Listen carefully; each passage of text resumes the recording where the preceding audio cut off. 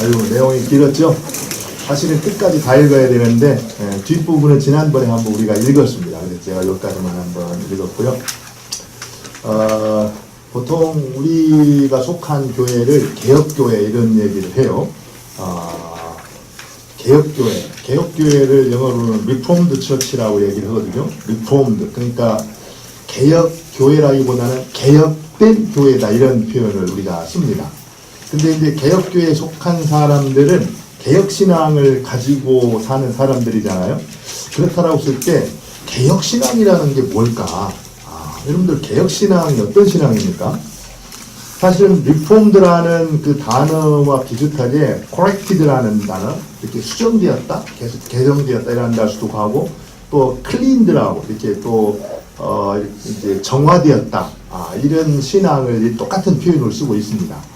이게 무슨 얘기냐면은 원래 개혁교회가 어떤 배경에서 시작이 됐나요?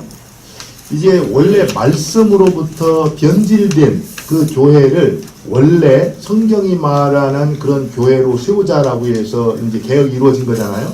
그래서 개혁교회는 변질된 교회를 하나님 말씀의 원칙, 말씀의 기준에 따라서 어떻게 했다는 거? 리폼드, 다시 개혁된 교회 이렇게 말하고 있습니다.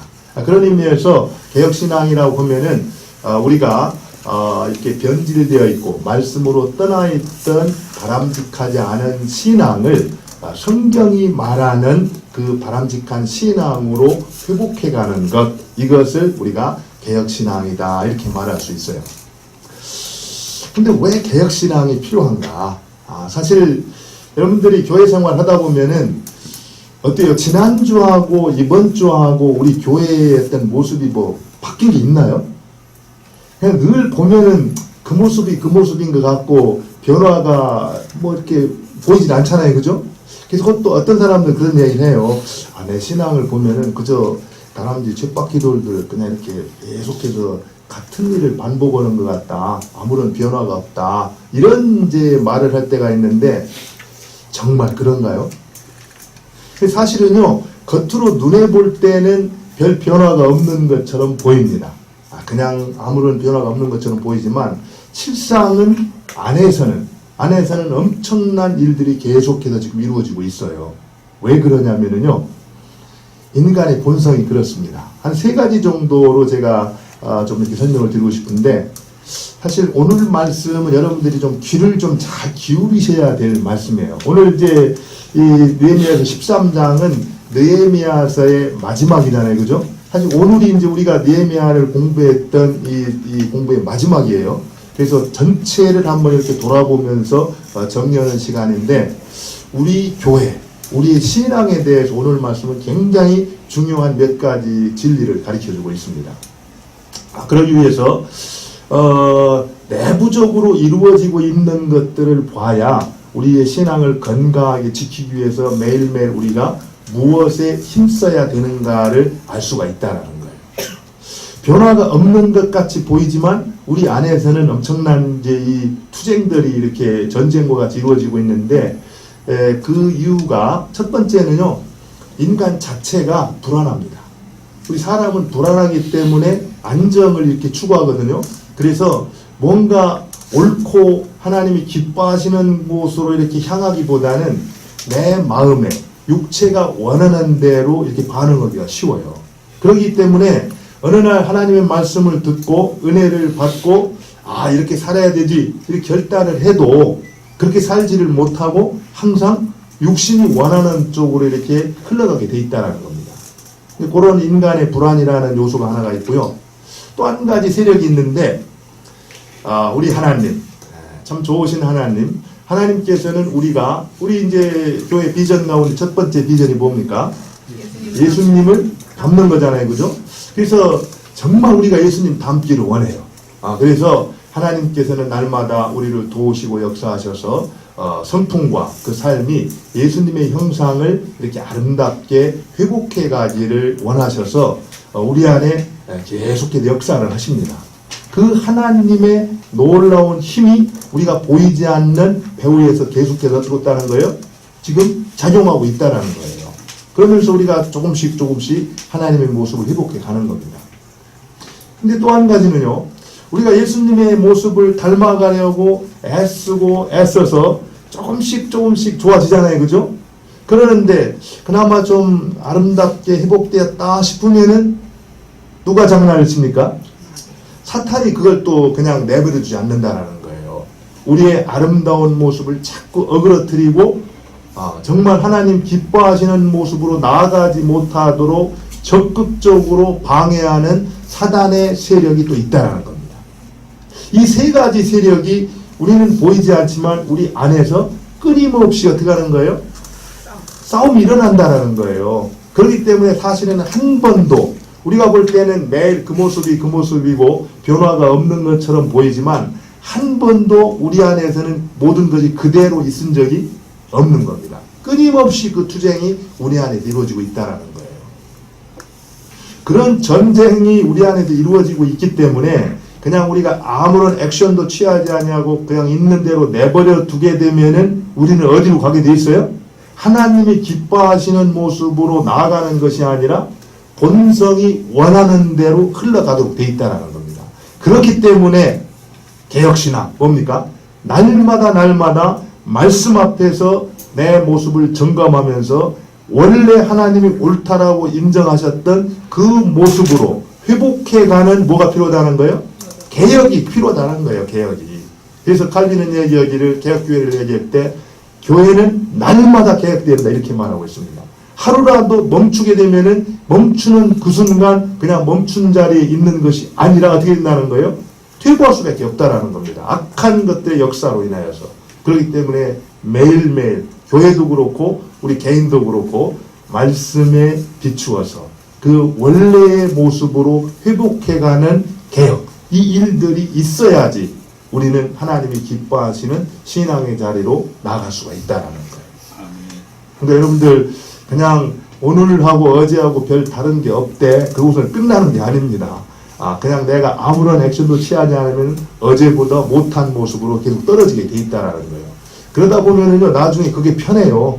편해가지고 아예 하나님하고 담쌓고 사는 것이 아주 편안한 그런 모습으로 갈 수밖에 없어요. 사실 왜 제가 오늘 이 말씀을 드리냐면요. 오늘 말씀을 보면은 여러분들 참 오늘 사실 13장을 볼 때 어떤 면에서 우리는 좀 우울해요. 왜 그렇습니까? 엊그제까지 12장까지 내용을 봤을 때 이스라엘 백성들이 어떻게 했어요? 정말 그 힘들고 어려웠을 때 헌신을 해가지고 52일 만에 어떻게 보면 150년 동안 방치되었던 성벽을 재건하잖아요. 그죠? 재건한 다음에 건물만 진 게 아니라 그 공동체의 신앙을 회복하기 위해 어떻게 돼요? 아무도 오기를 꺼려하는 예루살렘으로 이주해 와서 살게 되고 거기에서 또 이스라엘을 통해서 말씀을 듣고 어떻게 합니까? 말씀 앞에서 자기들의 죄를 회개하잖아요. 그죠? 그리고 나서 회개하는 것도 끝나는 것이 아니라 구체적으로 헌신하고 결단을 해서 앞으로는 우리가 이전과 같이 살지 않겠습니다. 이렇게 살겠습니다. 하면서 하나님 앞에 약속까지 했어요. 그러면서 사실은 놀라운 신앙의 부흥을 경험하게 됩니다. 그러면은 좀 그런 일들이 좀 이렇게 지속되어 가야 되는데 오늘 말씀에 보면 어떻게 됐어요? 어떻게 됐습니까? 그냥 그게 쭉 지속돼 갔던가요? 오늘 말씀에 보면은요 6절에 보니까 그때에는 내가 예루살렘에 있지 아니하였느니라. 바벨론 왕 아닥사스다 몇 년요? 32년에 내가 왕에게 나아갔다가 며칠 후에 왕에게 말미를 청하고 예루살렘에 이르러. 이게 무슨 얘기냐면은 원래 느헤미야가 처음에 이 성벽이 회파됐다는 소식을 듣고 울며 회개하고 왕에게 나아가서 내가 예루살렘에 돌아가서 성벽을 건설하고 오겠습니다라고 말할 때 그때 아닥사스당 몇 년이었습니까? 우리가 1장에 보면은 아닥사스다 왕 20년이라고 했어요. 그럼 20년이니까 20년 됐을 때 와가지고 성벽 공사와 함께 그런 모든 일들을 완벽하게 끝냈잖아요. 그죠? 그리고 나서 지금 이제 아닥사스다 왕 32년이다 얘기를 보면은 그 일이 있은 다음에 적어도 몇 년이 지나지 않은 거예요? 12년이 지나지 않은 겁니다. 12년이 지나지 않았는데 수환궁에 돌아와서 고국의 소식을 들었더니 어떤 소식이 들리는 거예요? 그 예루살렘이 옛날 모습으로 다시 돌아갔다라는 소식을 듣게 되는 겁니다. 우리가 이 모습을 들으면은 뭐 원래 사람이 그런 거야 그렇게 뭐 이해할 수도 있겠지만 좀 이렇게 좀 실망스럽고 좀 절망스럽지 않으세요? 그때 그렇게 아름다운 헌신을 했고 하나님의 도심과 성령의 역사로 말미암아 회복됐던 공동체가 어떻게 그렇게 빨리 옛날의 그 모습으로 돌아갈 수밖에 없는가? 근데 이거는 뭐 놀라운 게 아닙니다. 여러분들 우리 각자 자신의 모습을 봐도 그렇잖아요, 그죠? 내가 어떤 뭐 아까 40일 특별 새벽 기도 있고 우리 올해는 2주 동안 또 기도를 했잖아요, 그죠? 그리고 성경 봉독도 하고 이렇게 막 말씀을 듣고 기도를 하고 막 그럴 때는 평생 내 마음이 하나님 앞에 정해졌던 그 바른 그 신앙이 그냥 평생 갈 것처럼 이렇게 생각이 되잖아요, 그죠? 근데 여러분들 그게 평생 가던가요? 어떻게 됩니까? 평생이 아니라 며칠 안 가요, 며칠. 우리가 정말 깨어서 기도하지 않으면 며칠 안 가서 금세 그 마음이 흐트러지는 걸 보게 됩니다. 이런 걸 보면은 사실 오늘 이 이스라엘 백성들에게 이루어졌던 일들이 무슨 뭐 특별한 일은 아닌 거예요. 그런데 도대체 왜 이런 일들이 이렇게 일어났을까? 그리고 거기에 대한 이 대책? 또 사실 이 느헤미야가 돌아와 가지고 사실 그것을 다시 개혁하잖아요, 그죠? 옛날에 무너졌던 것을 다시 회복시키는 일이 13장의 일입니다. 오늘 이제 13장 내용을 한번 이렇게 쭉 보면서 무너진 우리의 신앙, 우리의 교회를 우리는 어떻게 하면은 또 바르게 세워갈 수 있을까? 또 우리의 이 세워진 교회가 무너지지 않고 지속해서 하나님을 기쁘시게 하는 그런 교회로 이렇게 존재하기 위해서는 우리가 알아야 될 게 있는데 그게 무엇인가? 이런 것들을 한번 오늘 이 말씀을 통해서 들었으면 좋겠어요. 사실 이 13장의 그 내용은 그런 내용이잖아요. 오늘 이제 읽었던 22절 다음에까지 다 전체 합해서 내용이 느헤미야가 예루살렘으로 돌아와서 이제 개혁을 시작하게 되는데 다시 개혁했던 내용이 4가지입니다. 뭐 우리가 오늘 보면 알겠지만 이제 1절부터 9절까지의 내용은 성전을 정화하는 일이었어요. 더럽혀진 성전을 깨끗하게 정화하는 일이었고 그 다음에 10절부터 14절에 보면은 무너진 11조 이 제도를 바로 세움으로써 제사장들이 성전을 떠나지 아니하고 성전에서 자기 맡은 일을 잘 할 수 있도록 세우는 그런 일이었습니다. 그리고 이제 15절부터 22절까지 내용을 보면은 또 이 더럽혀진 안식일, 이 안식일 제도를 다시 이렇게 회복하는 그런 내용이 나오고요. 그리고 마지막으로 23절에서 27절에 쭉 내용을 보면은 이 통혼, 이방인과 결혼했던 이 통혼 제도, 다시 말하면은 신앙의 이 혼합주의를 이제 정리하는 이제 그런 내용을 이제 이렇게 담고 있습니다. 근데 이 일을 이렇게 진행을 하면서 느헤미야가 그런 일을 이렇게 정리할 때 어떤 근거를 통해서 이렇게 했을까? 이것을 저는 한 3가지 정도로 이제 소개를 해드리고 싶어요. 여러분들이 한번 잘 들어보세요. 사실 이 첫 번째로요. 오늘 제가 주부에도 냈지만 절정의 순간은 어떻게 해요? 지속되지 않는다라는 겁니다. 여러분들 교회 생활하면서 본인들 느끼잖아요. 내가 정말 성령 충만해가지고 이제는 내가 죄도 짓지 않고 정말 하나님만 기쁘게 하는 그런 삶을 살겠다라는 때가 있었습니까? 없었습니까? 있었죠, 그죠? 근데 그 마음, 그 순간이 계속 되던가요? 그렇지 않다라는 거예요. 사실 이거는 위대한 부흥이 일어났을 때 그 부흥 이후에 침체라는 그런 이 패턴이 계속 반복되는 걸 통해서 이것이 정말 그렇다라는 것을 알 수가 있는데 우리가 이런 사실을 알아야 그 다음에 내가 어떻게 무엇을 준비할 건가를 알 수가 있다는 겁니다. 여러분들 마태복음 17장에 보면은 예수님께서 이제 변화산 사건이 나오는데 이 변화산에 누구를 데리고 가요? 베드로와 요한과 이제 그 야곱을 데리고 올라가잖아요, 그죠? 올라가가지고 예수님의 막 모습이 햇빛처럼 환하게 변하는 그 놀라운 것들을 경험을 해요. 그러니까 그때 베드로가 얘기하기를 여기가 좋사오니 그러면서 우리가 주님을 위해서 또 모세를 위해서 엘리야들의 집을 짓고 우리는 여기서 살겠다 이렇게 말하잖아요. 그죠? 근데 우리가 살아야 될 곳은 그곳이 아니라 어디입니까? 마을로 다시 산 아래로 내려와서 일상 속으로 돌아가는 일입니다. 우리가 아무리 좋아도 우리가 살아야 될 현장은 어디예요? 우리의 일상이라는 거예요. 일상.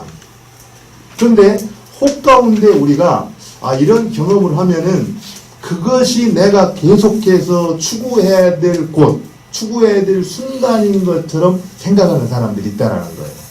간혹가다 여러분들 어떤 단체라고 제가 말하기는 좀 그렇지만 어떤 며칠 또는 어떤 몇 달 이렇게 그 속에 들어가 가지고 훈련을 하고 어떤 프로그램에 참여를 합니다. 그러면 어때요? 마음에 큰 감동이 있잖아요. 그죠? 그래갖고 막 너무 좋아요. 기쁘고. 그래가지고서 또 내려오면은 표현이 좀 이상하지만 도루묵. 그죠? 도루묵 돌아가는 거예요. 그러면은 이게 뭐가 문제인가? 왜 이런 일이 발생하는가를 고민하면서 내가 살아가고 있는 삶의 현장, 일상 속에서 그 답을 찾아내야 되는데 그 사람들이 항상 추구하는 건 뭡니까? 그런 거를 경험했던 때로 또 들어가고 싶어 하는 거예요. 그래서 일상에서 그 문제를 풀려고 생각하냐 하고 그때 좋았던 때 또 한 번 가고 또 한 번 가고 조금 심한 표현을 쓰면 이게 뭐예요? 이게 약이에요. 약. 이게 약. 이게 앞에 짠 데가 안 쓰겠어요. 사실 우리가 신앙을 이런 식으로 신앙생활을 해서는 안 된다는 겁니다. 우리가 살아야 될 삶의 현장은 일상이에요. 그렇기 때문에 간혹 가다가 하나님의 특별한 은혜를 우리가 경험할 수 있습니다. 또 그런 은혜가 감동이 되어서 이전에 내가 결단하지 못했던 마음에 결단도 내릴 수가 있어요. 그러나 우리가 살아야 될 삶의 현장은 그 절정의 순간이 아니라 바로 우리의 일상이라는 겁니다. 실제로 이런 일들이 교회의 이 부흥의 역사를 보면은 여러분들 미국에 이 대부흥운동, 대각성운동이 일어났을 때 그 중심 역할을 했던 사람이 조나단 에드워드였습니다. 조나단 에드워드가 이 노스햄튼 이 지역에서 이제 부흥운동을 했고 목회를 했는데 그때 실제로 미국 사회뿐만 아니라 전 세계에 엄청난 충격을 줄 만큼 큰 대각성 부흥이 일어났거든요. 근데 여러분들 아세요? 놀라운 것은 그곳에서 10년 조를 지나지 못해가지고 조나단 에드워드가 그 교회에서 쫓겨났습니다. 사실 조나단 에드워드 하면은 사도 바울 이후에 어떻게 보면은 가장 훌륭한 신학자요, 전도자요, 설교가요, 저술가로 이렇게 다 존경을 이제 받는 인물이거든요. 근데 그가 그 놀라운 부흥을 경험했던 그 교회에서부터 시작이 됐는데 그 교회에서 이렇게 쫓겨났다라는 것은 뭐가 문제일까? 근데 쫓겨난 이유가 다른 게 아니에요. 성찬의 문제였습니다. 조나단 에드워드는 성찬은 구원의 확신이 있는 사람들만 예수 그리스도의 십자가 보혈이 내 죄를 사하고 나를 정결케 할 수 있다는 사실을 믿은 사람들만 받아야 된다. 이렇게 얘기를 했는데 교회 대부분 사람들은 이제 중간 언약이라는 표현을 쓰거든요. 그게 뭐냐면은 지금 그 구원의 확신이 없더라도 교회에 이렇게 참석한 사람들이 성찬에 참여하다 보면은 또 은혜를 입을 수 있지 않겠느냐. 그러니까 그런 사람들에게 성찬 참여를 허락해야 된다. 이렇게 주장했던 그 의견들이 230명 가운데 202명이 찬성을 했다는 겁니다. 근데 그게 어떤 때에 이루어졌냐면은 대각성 대부흥운동. 그 대각성 때는 회개로부터 시작됐거든요. 철저하게 말씀 앞에서 회개한다라는 그 일이 있은 다음에 그러면 적어도 그들은 항상 말씀 앞에 순종하는 신앙을 가졌을 거예요. 그랬는데 그러고 나서 10년 조 지나지 않아 가지고선 어떻게 그들이 그런 이 변화를 이렇게 갖게 되었을까? 그러니까 그것은요 실제로 중요한 게 그 부흥의 때 환상. 사실은 조금 제가 좀 복잡한 내용인데 그래서 그 다음에 조나단 에드워드가 쓴 책 가운데 신앙 감정론이라는 책이 있어요. 이 신앙의 감정, 여러분들 신앙생활 하면서 감동을 받을 때 있잖아요. 그죠? 근데 어떤 때는 이 감동이 성령에 의해서 이루어진 감동이 있기도 하고 어떤 때는 또 그렇지 않은 감동도 있어요. 그러니까 이 감정이라는 것 자체만으로 이것이 성경적이다, 하나님이 주신 거다 한다 말하기는 어렵습니다. 근데 그래서 참된 신앙 감정과 거짓 신앙 감정에 대한 내용을 웍스라는 책으로 신앙 감정론이라는 책으로 이렇게 기록을 했는데 저도 그 책을 보면서 우리 안에 하나님을 갈망하는 이 신앙 감정이 굉장히 중요하기는 한데 그것이 심리적으로 하나님께로부터 온 것인지 사람에게서로부터 온 것인지를 정확히 구분해야 된다는 겁니다. 그런데 대각성 이후에 그 교회 성도들 대부분이 그 가운데 가졌던 게 하나님께로부터 오는 그 부흥 때의 감정과 그렇지 아니하고 그들이 추구했던 그 심리적으로 느껴지는 그런 감정을 구분하지 못함으로써 좋은 게 좋은 거다 하는 식으로 그래서 결국에 중간 언약이라는 그런 이 신학적인 입장을 가지고 성찬을 이렇게 지지하다가 이제 결국에 하나 되지 못하니까 쫓아냈다라는 겁니다. 이런 것들을 보면은요, 정말 우리가 이렇게 은혜를 받고 부흥을 경험할 때 알아야 될 것은 그때 만났던 하나님, 그 하나님이 나와 동행하시는구나. 나를 떠나거나 나를 버려두는 분이 아니구나. 그 하나님이 나와 함께 하시고 여전히 살아계시구나. 이런 것들을 체험한 다음에는 그 감정을 계속 추구할 것이 아니라 뭘 추구한다는 거예요? 내 일상생활에서 이제는 그 하나님이 뭘 기뻐하실까를 생각하면서 삶 속에서 내 자리를 잡아가는 일들이 필요하다는 겁니다. 그리 할 때 받았던 은혜가 삶에 적용이 돼서 내 삶을 변화시키고 바꿔갈 수가 있다는 거예요. 그런데 그것에 대해서는 마음을 두지 아니고 계속해서 좋았던 때만 생각하고 그 감정만을 추구하고 간다라고 하면은 우리도 얼마든지 본문에 나오는 이스라엘 백성들과 같이 똑같은 죄를 반복할 수가 있다는 거예요. 절정의 순간은 어떤다고요? 지속되지 않는다. 네, 꼭 기억하시기 바랍니다. 또 한 가지는 우리가 알아야 될 게 이 교회가 이게 세상에 순응을 하게 되면은요, 우리는 그 올무에 붙잡힐 수밖에 없다라는 겁니다. 사도 바울도 대번에 이제 우리로 하여금 어떻게 살 것인가를 이렇게 권면을 할 때 사도행전 12, 로마서 12장에서 그렇게 말씀하잖아요. 너희는 이 세대를 어떻게 합니까? 본받지 말라. 이렇게 말해요. 이 세대를 본받지 말라. 보통 우리가 이 교회를 이제 비유를 할 때 바다 위에 떠 있는 배로 이렇게 비유를 합니다. 바다는 세상이고 이 교회는 그 세상 위에 있는 배와 같은 이 존재다 이렇게 말을 하거든요. 여러분들 잘 생각해 보세요. 만약에 교회가 이 배가 바다를 떠난다라고 하면 배로서 의미가 있겠어요? 배는 그 바다 위에 떠 있을 때 역할을 해낼 수가 있습니다.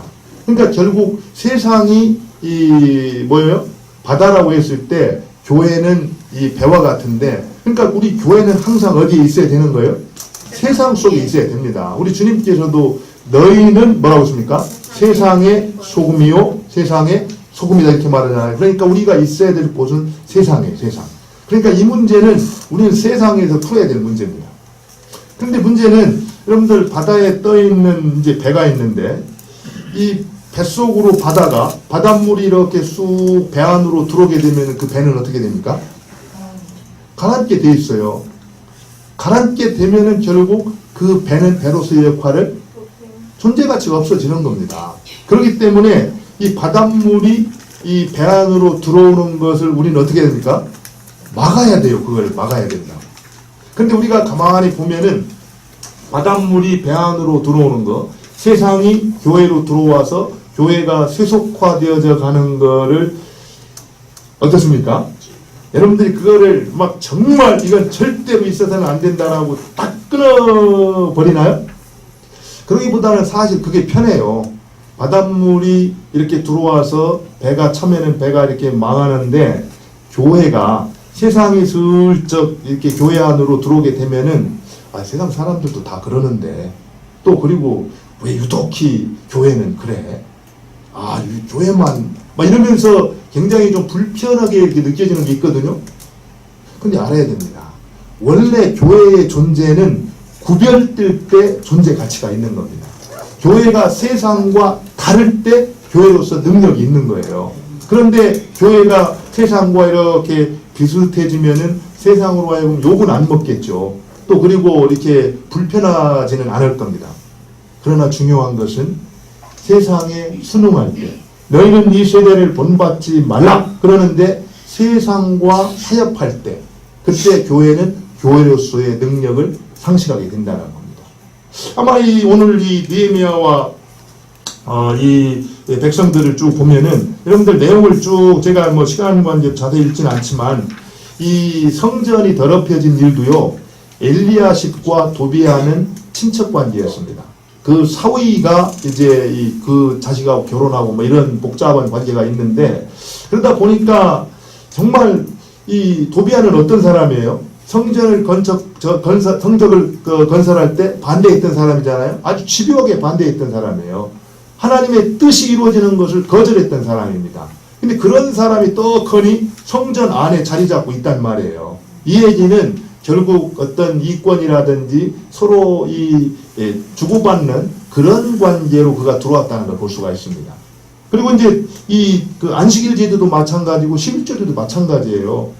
뭐 다른 거를 생각하는 것이 아니라 내 이해관계에 있어서 나한테 돈이 된다라 그러면 나는 어떤 것도 괜찮아 이런 마음을 가지고 그 일들을 진행을 했다는 거예요. 사실은 교회 안에 보면은 우리는 말로는 막 이렇게 좋은 얘기 다 해요. 근데 궁극적으로 가만히 들어가서 보면 무슨 문제입니까? 무슨 문제예요? 왜 이거 알면서 대답을 안 하세요? 돈 문제잖아요. 돈 문제. 나한테 돈이 되는가 안 되는가가 우리의 관심사지 다른 게 아니라는 거예요. 근데 중요한 것은요. 아무리 돈이 된다 할지라도 아닌 것은 아니다라고 할 때 교회가 교회로서의 능력을 지켜갈 수가 있다는 겁니다. 근데 오늘 내용들을 보면은 다 결국에는 막 느헤미야가 앞에서 정확하게 말씀을 들이대고 개혁을 강조할 때는 어쩔 수 없이 내가 따랐는데 슬그머니 또 육체의 소욕이 작용을 하고 또 느헤미야가 보이지 않자 다시 옛날의 습성이 그대로 나타나게 됐다는 겁니다. 이런 것들을 이제 보면서 우리가 참 조심해야 될 게 교회가 정말 세상과 타협하지 않는 것. 또 우리 신앙인들이 세상과 타협하지 아니하고 하나님이 옳다 인정하는 것을 옳다, 하나님이 옳지 않다 하는 것을 옳지 않다 이렇게 말하고 그대로 살아가는 일. 그리 할 때 결국에 하나님이 그 교회를 통해서 그런 인생을 통해서 뜻을 이루시고 영광을 받으신다는 겁니다. 근데 실제로요 이렇다라는 게 여러분들은 인정은 안 할지 모르지만 우리 마음속에 다 있어요. 우리 여기 하영이가 앞에 있어서 내가 한번 예를 좀 들어드리고 싶은데 여러분들 리차드 범브란트 목사님이라고 노마니아가 공산화되었을 때 감옥에서 20년 동안 이렇게 보내셨던 분인데 그분이 쓴 책 가운데 새 장에 든 새라는 이 책이 있습니다. 그 책이 어떤 내용이 있냐면은 한 아이가 어느 날 이제 엄마한테 이제 용돈을 받아요. 동전을 부입을 받아요. 그럼 하나는 요 가지고 가서 주일날 헌금해. 네. 또 하나는 주면 요거는 가서 사탕 사 먹어. 네. 그럼 두 개를 딱 받아가지고 기쁘잖아요. 그죠? 그래서 막 이게 뛰어 달려나가다가 어떻게 했어요? 돌에 걸려갖고 딱 넘어졌어요. 넘어져가지고 한 손에 있던 동전을 놓쳤어요. 그 동전이 떼굴떼굴 굴러가지고 어디에 빠졌냐면 하수구에 빠졌습니다. 그랬을 때 동전을 딱 들고선 그 아이가 뭐라고 하는지 아세요? 주님의 동전이 저기에 빠졌습니다. 우리 마음이 늘 그래요. 항상 주님께 손해를 보게 되어 있습니다. 우리가 그런 사람이에요. 그렇다라는 것을 우리가 인정을 하고 말씀 앞에서 우리를 돌아보고 그 말씀에 순종하는 것이 없으면은 우리는 늘 그렇게 세상에 타협하고 이렇게 적응해 갈 수밖에 없다는 거예요. 마지막으로 한 가지 우리가 알아야 될 것은요. 오늘 이제 다시 개혁을 할 때 느헤미야가 무서울 정도로 아주 처리를 하거든요. 죄에 대한 처리를 합니다. 그래서 심지어 25절에 보면은 어떻게 합니까? 25절이 아니고 여기 막 수염을 뽑고 그 다음에 머리 때리고 수염을 뽑고 막 하면서 그걸 바꿔놓잖아요. 그 얘기는요, 우리가 교회에 문제가 일어났을 때 반드시 뭐가 필요하다는 거예요? 권징이 필요하다는 거예요. 권징. 여러분, 권징이 뭡니까? 개혁교회의 3대 표지 가운데 하나가 권징이잖아요. 그죠? 결국 말씀의 선포, 그 다음에 성찬의 집행, 그 다음에 신실한 권징. 이 징계가 있어야 된다는 겁니다. 교회 안에 문제가 있었을 때 그 문제에 대해서 반드시 징계하고 처리하는 그 일이 필요하다는 거예요. 그게 없이는 교회가 온전히 개혁될 수가 없다는 거예요. 교회가 하나님이 기뻐하시는 그런 교회로 존재할 수가 없다는 거예요. 요즘에 보면은요, 저희도 싱가포르에 있을 때 그랬거든요. 우리 여기 싱가포르에 계신 분들 가운데 이제 외국에서 있다 오시는 분들은 다 이렇게 하지만 싱가포르에 계시면서 우리 교회로 올 때는 이명증서를 이렇게 받아오도록, 그래서 그 교회에서 이 교회로 갑니다라고 목사님이 이명증서를 받은 사람만 이제 이렇게 허락한다 이렇게 얘기를 했는데, 그 이유가 뭐냐면은 여러분들 요즘에 교회가 보면은 우리 교회는 그런 분들이 안 계시지만 어떤 교회에서 문제가 생기잖아요. 그죠? 그래서 징계를 해요. 징계를 하는 교회도 많지 않은 것 같아요. 그런데 혹시 징계를 하면은 어떻게 합니까? 징계를 받아들이는 게 아니라 이 교회 아니면 갈 데 없나 그러면서 다른 교회로 가요. 그죠?